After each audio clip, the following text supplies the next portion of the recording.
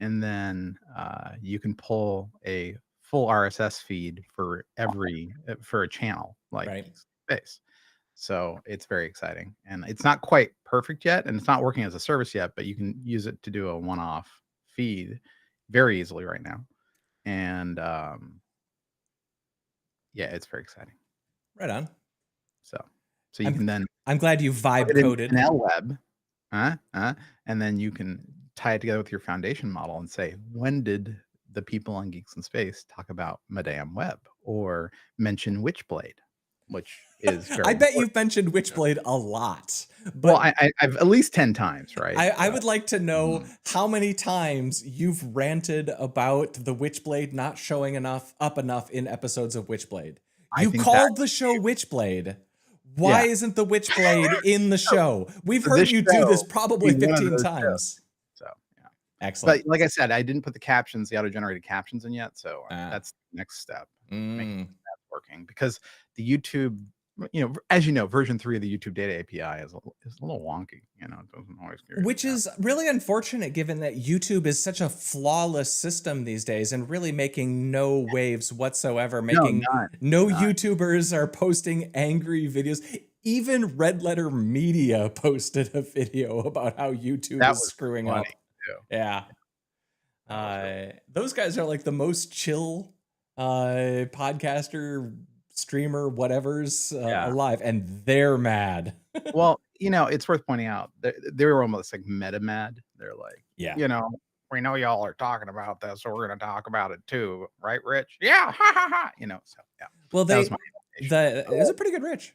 The thing that got me about theirs is that I don't know how much you've been following this story, but the rumor now is that what actually happened is there was a change in one of the ad blocking lists, and that blocked specifically something that YouTube was using to get view counts. So that's why all of the interactions were the same. People were still, the same number of people were watching the videos, the same number of people were thumbs upping and thumbs downing and posting comments, but the view counts were off because the ad blocker was catching them.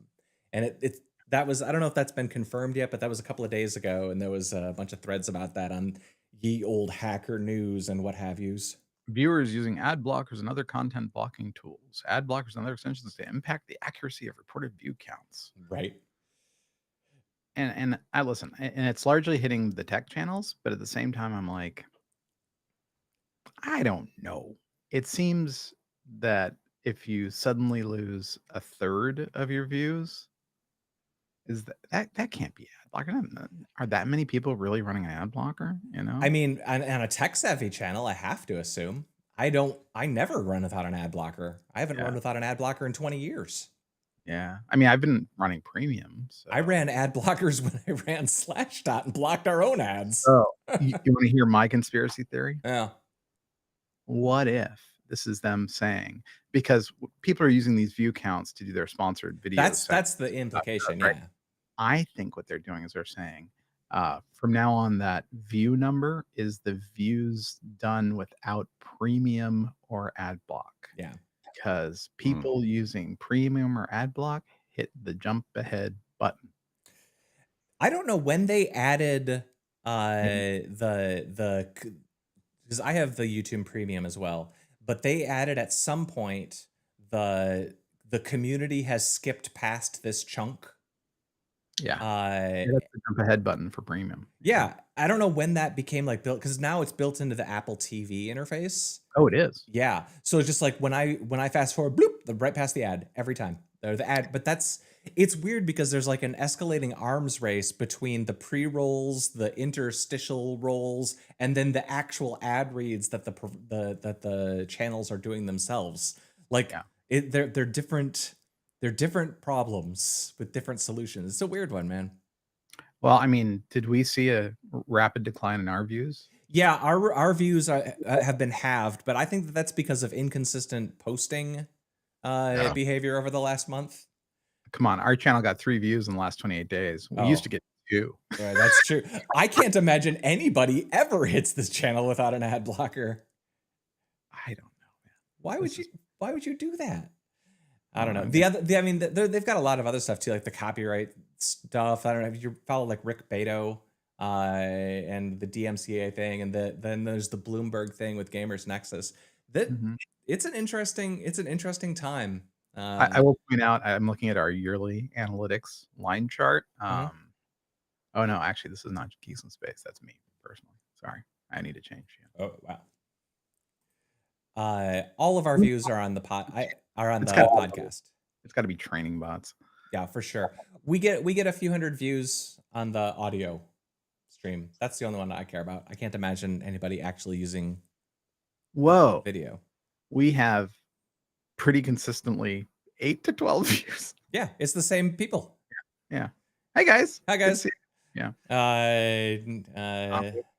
That's all right. That's all right. I mean, these are our peeps. That's all right. Cool. And we're not really doing this for them. Hey, go back to the Reddit and check on the Creaky Mac link. I just wanted to show this to you because it tickled me. The deal is that there's a unexposed API in Mac OS for the angle of the lid, and so this guy wrote a program to do creaks. That's fantastic. Isn't that great? So as you open and close your laptop lid, it creaks. I mean, that's cool. Ooh, doesn't that feel good? It's hard to listen to. I know. Oh, that poor image. I know, but it's not. It's fine. It's just the speakers. It's great. That one made me happy. Wow. Yep. We have another one that Google has. Guys, it's the end of an era. Google is not going to support Lynx anymore. First of all, how hard is it to support Lynx? Is this for like Gmail or something complicated, or for search? You know? It's for people who want to run ad blockers. I see. So yeah, that's the end of Lynx. I can't imagine that was a big number anymore, but I logged an awful lot of time. That's crazy. Yeah, I logged a lot of time in Lynx back in the day, back when we didn't have graphics. It's just search. It's not hard to have a box that you type a thing into and then you poop out. Yeah, but it's not about that. You don't make it. You can't monetize that, Chris. Oh, good God. You have to monetize. If you're not making the line go up and to the right, then you're actually hurting your shareholders. You're punching your shareholders in the teeth. Well, you have to convert those Lynx browsers somehow. I need more web videos. Those 100 people living out in the middle of the woods someplace. Lynx aren't using Gemini enough. Screw them. Yeah. We gotta burn more electricity. Squander the planet, baby. Let's raise the planet's temperature and answer questions wrong. It's a win-win for humanity. Okay. So yeah, Doom on an Anker battery. That's exactly what you would think. Somebody put Doom on the little tiny screen of an Anker battery. Okay. It's pretty cool. This follows our long-standing battery. What's that? Do they control it with the buttons on the battery? Yep. So I will tell you, I refuse to buy an Anker product with a battery. And that's been my practice for like 3 years now. Because they explode? And then they had a huge recall for sure. Yep. Like I had one of their more expensive, like larger batteries, and it was garbage. You know, it worked for like 2 charges and it just wouldn't charge again. I'm like, this stinks. I have a number of Anker USB charging type objects. I think they're charging but bricks. They break. Chargers. Oh, they break on you. Yeah, I've never had a battery not break from them. And you know, the chargers themselves have been okay, but I go for like Ugreen nowadays. Yeah. You know, they make some really fun chargers. I have in my office probably 10 different USB charging devices, but I probably throw one broken one away every 6 months. I've thrown 2 away in the last year for sure. It's just those things just die. I don't know what the deal is. Apparently it's really hard to charge things. We've only been powering electronic devices for, well, I guess we've been powering devices for 150 years, 100, how long? Yeah. When did we have a national power grid? But it got really hard. Let's see. Oh, we got the story about Doge. They leaked. Is that still a thing? What's that? Is Doge still a thing? I mean, was it ever a thing?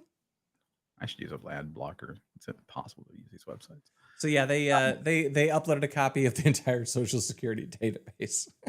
Yeah, they were probably jealous, of the other people who've done that. Yeah. For the OPM. If Palantir can do it, so can we. Yeah, like. All right. I've got one. Here's the part where I'm wondering if Rob's mic is working. Mm-hmm. Oh, good. Okay, good. He has no interest in Doge. Our conversation. Yeah. So more Rob. I'm just saying. It's important that we maintain a 66% Rob to Chris ratio. Well, let's see. We got somebody put a web server on a old vape pen, which kind of tickled me. I'm sure it had less computational power than the first Slashdot, but probably more computational power than you think. I mean, so it's probably running on like an ESPP. It's way less than that. It's just a little microcontroller. But the thing about it that was funny was just hugged to death, though. Well, and that was the thing, is that he had to like do a couple of weird things in order to get it to like serve. Because when he started it off, it was like able to do a couple characters per second, and then he got it actually to serve like at a reasonable rate. But that's like, got to be a pretty fancy vape pen, right? I don't have a vape pen that serves a web page. Yeah, I don't know what sort of web pen or vape pen has any sort of computer in it. I think they all do, is the thing, Rob. Not any of the ones that I am familiar with. They're just batteries. They charge with a USB. They might have a microcontroller in there. I don't know. For like temperature control and stuff. I don't know. I don't know. That stuff is it stuns me what things have microcontrollers in them now. But like this, we had talked about this when there was a rumor like a year or two ago about ESP32 devices having a vulnerability, and that turned out to be like not a big thing. But like, I have like a litter box with an ESP32 in it. I have a fan with an ESP32 in it. I have a treat dispenser with an ESP32 in it. They're everywhere, but those are relatively beefy compared to what you'd put in a vape pen, I imagine. So I'm trying to restart the presentation. I think Google thinks I'm using Lynx or something. That's probable. Or running an ad blocker. But that's why we don't count. We don't count. Presentation is starting, but it's not. So the next one that I had on the list is... Well, I'm not sharing screens, so that's fine. whatever. That's fine. Did either of you watch the Angela Collier video about the Dyson Spheres? So good. So that was the most enjoyable thing, because I didn't know that. I didn't know the truth behind the story. And like, I guess for the audience, the story is that Dyson Spheres are a joke. They were written as part of a sarcastic paper. It was basically a diss paper dissing SETI. Yeah.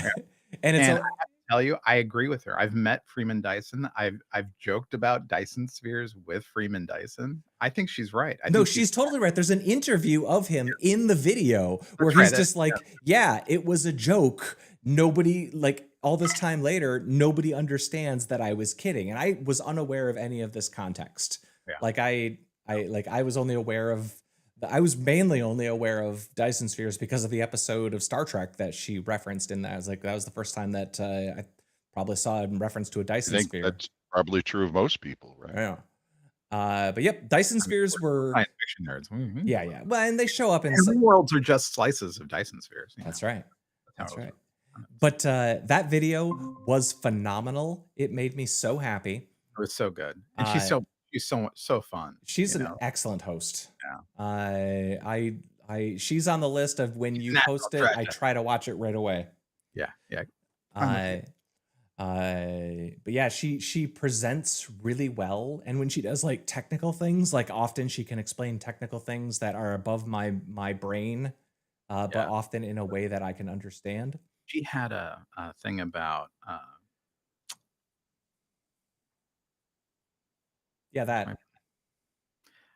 she did a whole series on Feynman. Yep. And if you gave it a chance and you watched it, even if you're the biggest fan of Feynman ever, it's really an indictment of the people who sort of co-opted Feynman's reputation. Yeah. I shouldn't have let it happen, but it's just like it's really an indictment of all the jerks who The sort Feynman of fandom. Yeah, it was like so like all the Feynman books that we thought was Richard Feynman, it wasn't. It was like fan fiction at It was best. stuff that people wrote, like, and he ghost wrote or rewrote his Yeah, lectures. he didn't even ghostwrite them. You know, Yeah, it's like it it's was a either weird like, thing. it was like dictation of his lectures, Yeah. or literally ghostwritten stuff that he, you know, I think his estate got some money, but like, yeah, it's really weird. It's a weird one.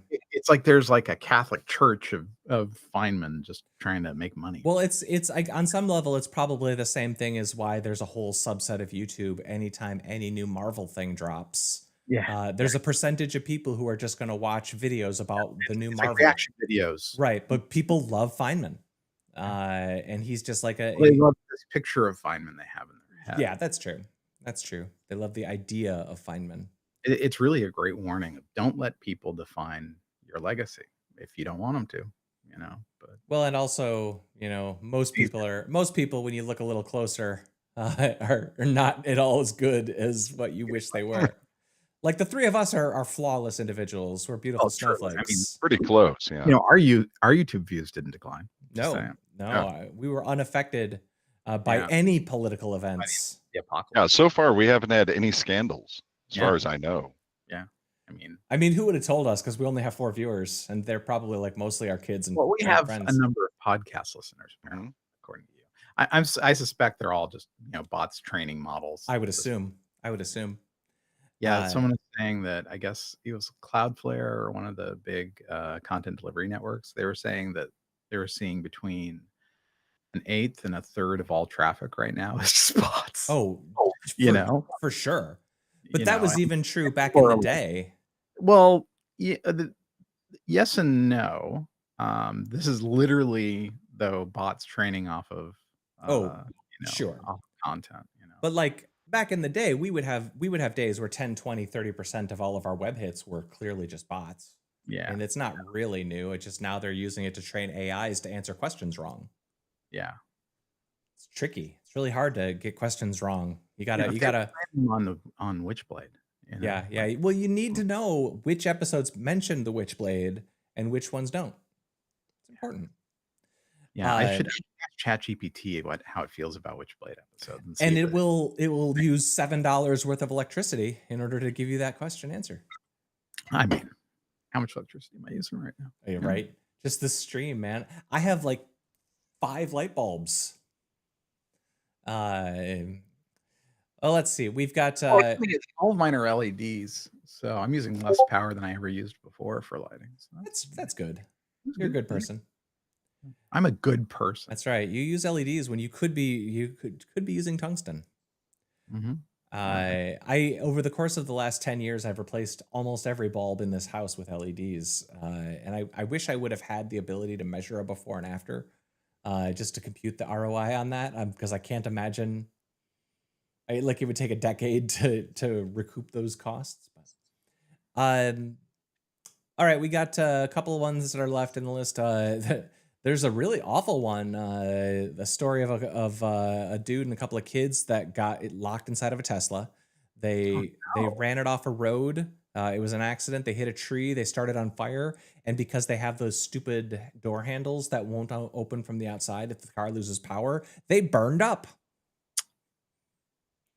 Awful. Yeah, there was a responder there, and he's like, I couldn't get them out. They just were stuck inside, and they burned to death. That's pretty cool. I'm glad that that's the guy who's gonna decide the future for us all.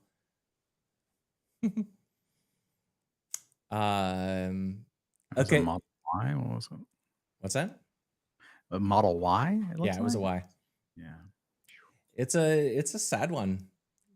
Like, I know we have to move fast and break things, as they say, but door handles are pretty cool. Like, you can use them to open things. Yeah. Especially not if they disrupt the aesthetic of the car. Yeah, I mean, you want it to be really smooth. Yeah. Do I you mean, sure, those people died, but that car looked great right until the end. right until the very end, the last Its second? styling was fantastic. Yeah. I'd be surprised if it's like, this is in Germany. Yeah. Germans don't like it when you kill their citizens with stupid engineering choices. That's true. Don't they? But I think that the difference is that these are not German engineering choices. These are American engineering choices, which are by definition inferior to German engineering choices. And they have a huge factory there. It's like, yeah, this is bad look, Germany. Oh, it's scary. I don't know. It makes me sad because like it's one thing like when you have like the Teslas that have that dumb yoke steering wheel. Like that's an aesthetic thing. It's uncomfortable to drive with. But are you saying they deserve to die? No, I'm saying that's the kind of decision that you can make, and maybe it's worse, but it's not going to kill people. But touch screens, man, touch screens in cars, like the not having knobs and stuff, that terrifies me. Just little things like every time I get into my car and I want to start music up, it's like 5 interactions on a screen. What is going on with my computer today? You're really laggy.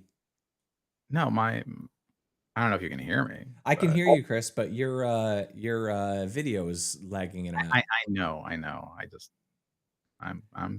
I'm restarting OBS. All right, well, keep talking. Keep talking. Well, the last one that we had on the list is just a story about they were tracking DeepSeek and code writing, and I didn't read this article in depth, but it was a Washington Post thing that I think might have got yanked, so it might not actually be true.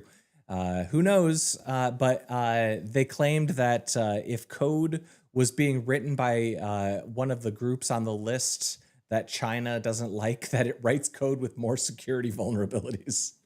And I kind of hope that's true. That wouldn't surprise me a whole lot, I guess. No. If it's being written by, Tesla, then it makes it so you can't open the doors or something. Well, they were listing other groups that China famously has a problem with. But they were security vulnerabilities were just saying that the code was had known security vulnerabilities in it. It was badly written. Well, I mean, they could have just trained on the code that's out there. That's true. So all the code in the 1,000 Acre Woods is bad, is what you're saying? Thanks to China? A lot of crappy code out there. I mean, and actually, if DeepSeek is really a distilled model, it's just taking the other models. And I think the implication of this was that it was writing different code based on who you were. It's targeted, yeah. Which maybe, it's funny. I ran the DeepSeek 70 billion token model, token, but you know what I mean? Yeah.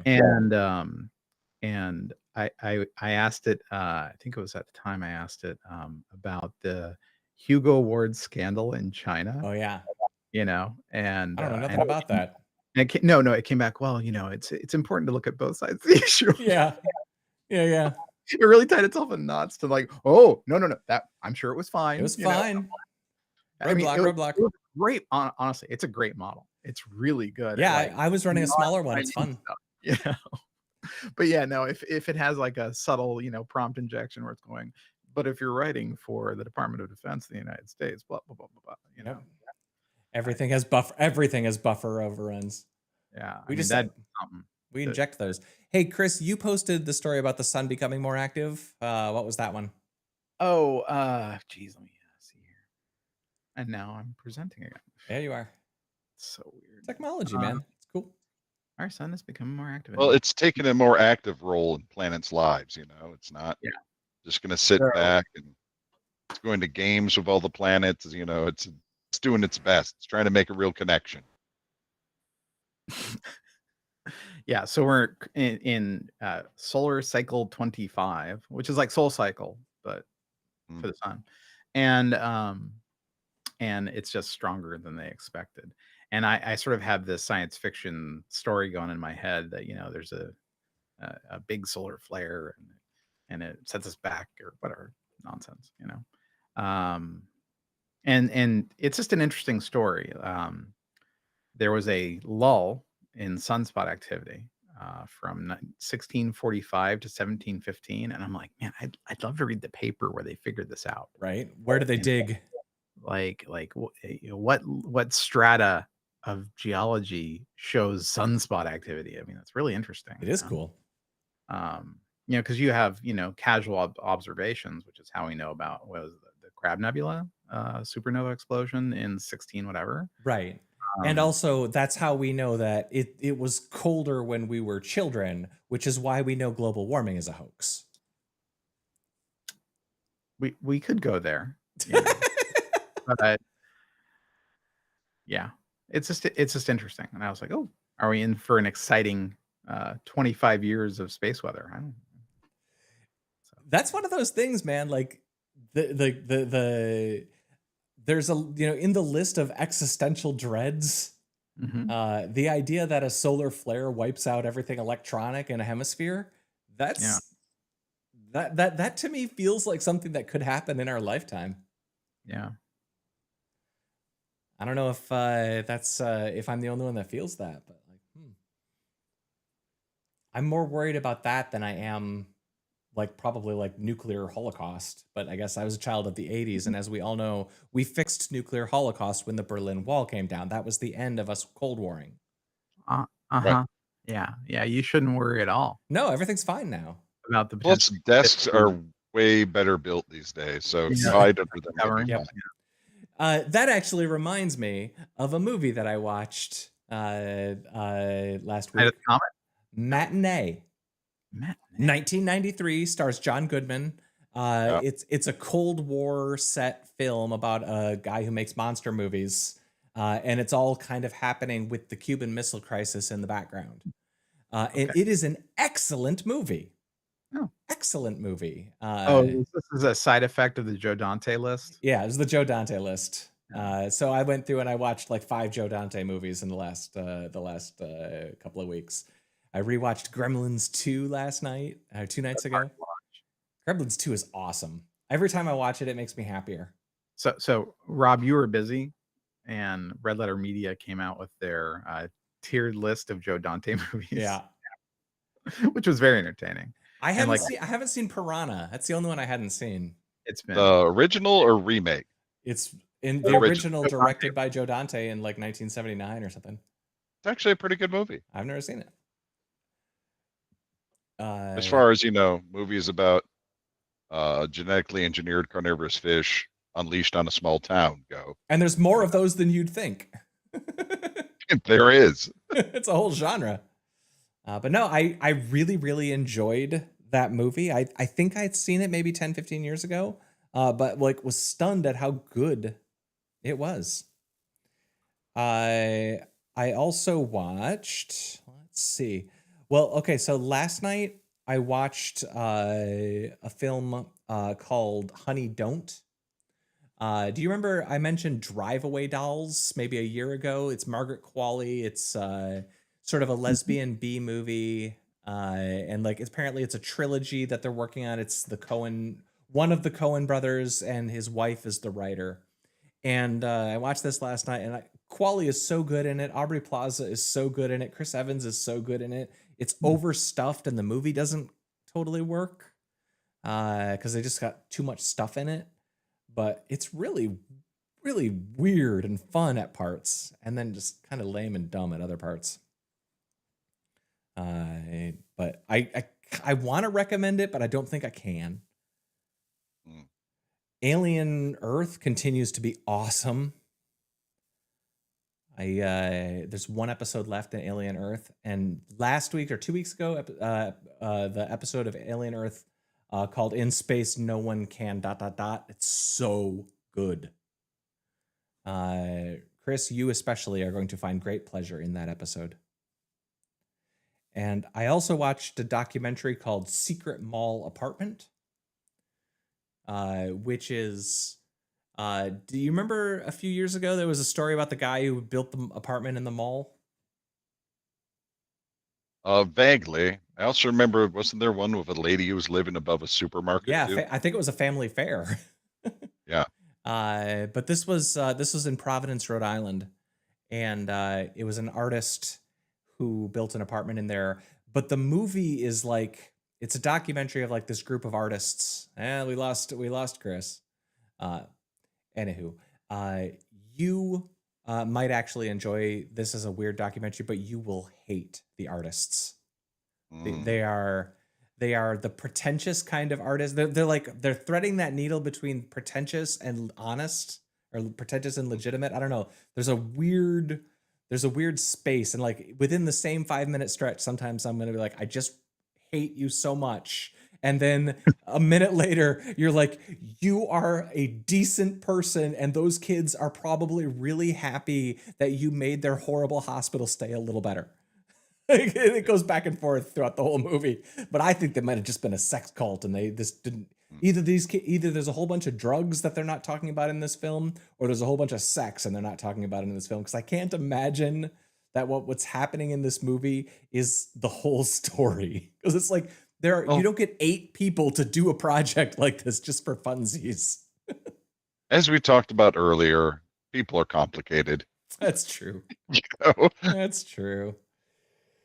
Well, we lost Chris, so let's say goodbye to just the Robs. Okay, goodbye, Rob. Goodbye, Rob. That was episode 896 of Geeks in Space. I was one of the Robs, Commander Takamalda, and we'll see you some other time. Bye-bye.